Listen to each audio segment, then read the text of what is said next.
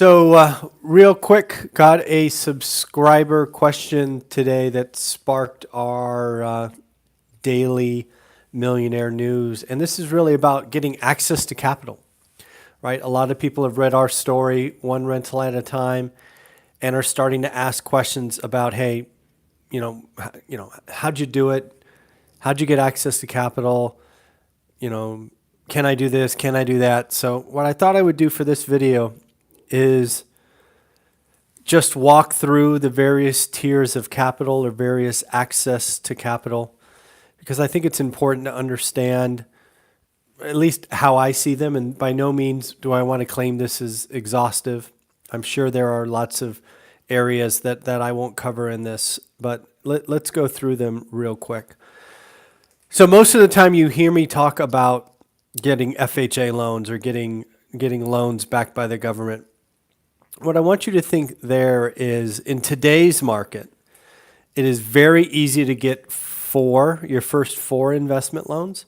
You're going to get those loans, assuming you have decent credit, you're going to get something with a 3 on it.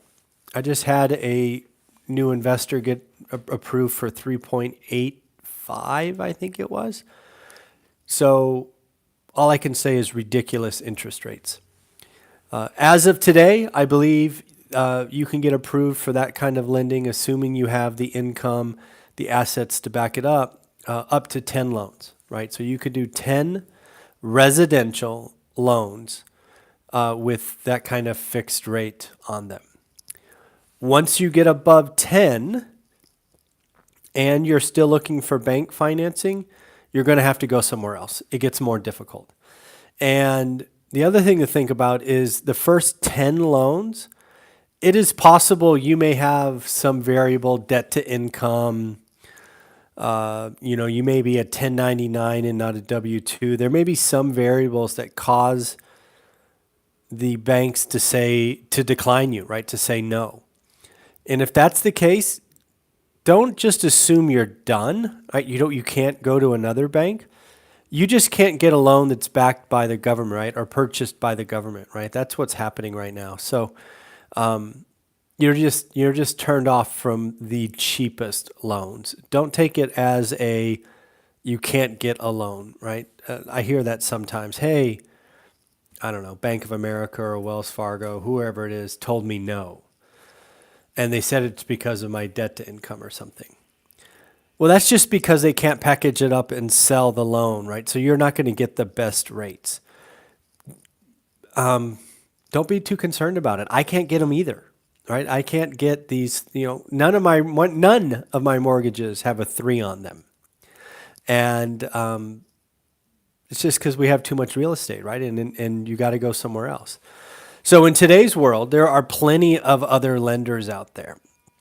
For example, I know in California, there is a lender called Cash Call Mortgage that will do loans on investment properties based on the asset itself, not really on, hi, Jason, how are you?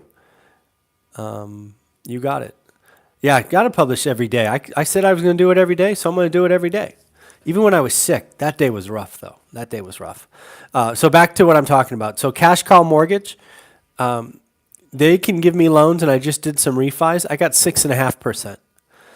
So again, it's possible to get these other lenders. They're typically backed by hedge funds in today's world, right? So the money is more expensive, but it is absolutely possible. I did a video probably 60 days ago or so talking about refis changing.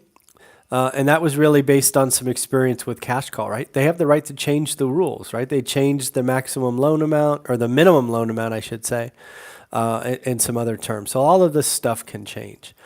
The other thing you could do is you can go to credit unions who still will loan money, and they will portfolio the loan, meaning they'll keep it on their books.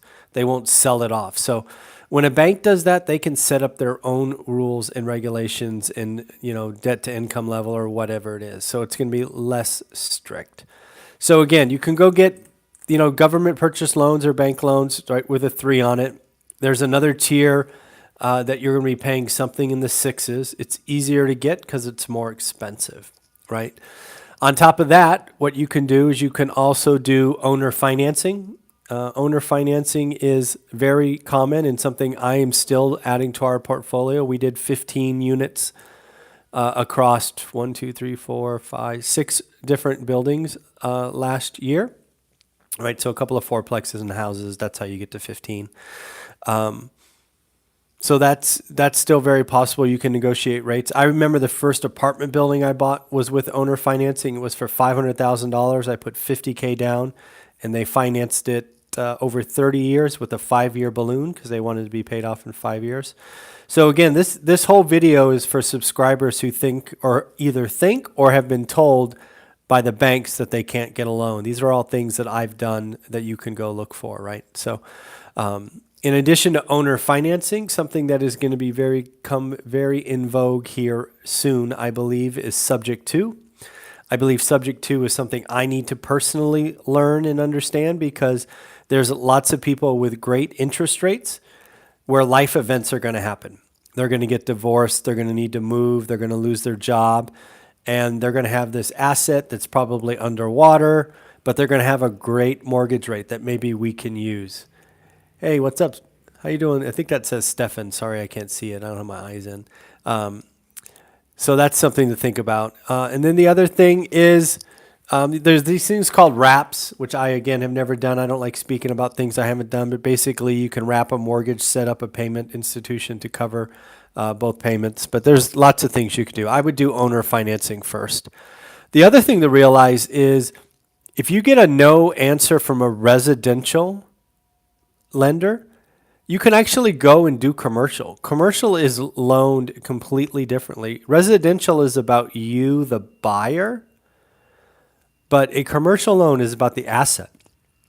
And you can get a commercial loan on a residence as small as 5 units. So it's very easy that you could find a commercial building, small, 5, 8, 10 units, and be able to get into that. My experience with commercial lending is you will need to come in with equity. You'll need to come in with about 35%, but it will have very little to do about you, the borrower. It will be about the asset itself. And then the last kind of options that we have used, we documented in our book, One Rental at a Time, is private and hard money. My experience with hard money comes in 2 flavors. If you are looking to flip or burr or whatever the asset, you can use short-term money. It's typically going to be 9, 10, 11%, several points up front, but it will allow you to flip that and flip the financing when you're done with your project. There are hard money lenders. I know the Norris Group, again, is a California-based one, the Norris Group. You can look it up. They do California hard money loans on residential keeps. I think it is, you have to look it up, again, thenorrisgroup.com, and there are others, that's just the one I happen to know about, where they do rental hard money loans. I think it's 8.9%. But again, if you can't get, sorry, still getting over this cold. So if you can't get a bank loan, at least you can get a hard money loan. And then as you are growing your reputation, you can finally get into private money, and you can set up whatever terms you would like. Man, once my throat gets dry, it's hard to talk. And we have done private money as low as 6% and as high as 10%, depending on where we are in the market cycle, how nervous or excited people are about real estate. So, again, if a bank told you no, you can't get the access to the cheapest loans, I'm sorry, neither can I. We live with it and move on. But there are so many other options you could do. Again, you can go look at commercial, you can look at owner financing, you could do subject to, you could just go up to credit unions, you could go to cash call mortgage or people like them, they'll do 6.5. There's hard money at 8.9. There's private money where you could set the rates at. So please don't let some bank, Bank of America, Wells Fargo, any of them, a no answer on a home application loan be your downfall. There is too much money in the system. You may have to pay more for it, but getting started is sometimes what you have to do. My first loans had 7s on them, right? Was a 7.12, I think, and a 7.5. I paid as high as 12% for hard money before. I don't know what to tell you. If you learn your market and you run the numbers and the building works at a 12% interest rate, do the deal, right? You just have to find better deals. So again, I feel for you. If you've already done 4 loans with a bank and you thought it was going to be easy and then they said no, welcome to my world. Banks have been telling me no all the time. So again, I appreciate where you're coming from with the questions, but make some phone calls. Go talk to some other people. Get more creative. Find better deals.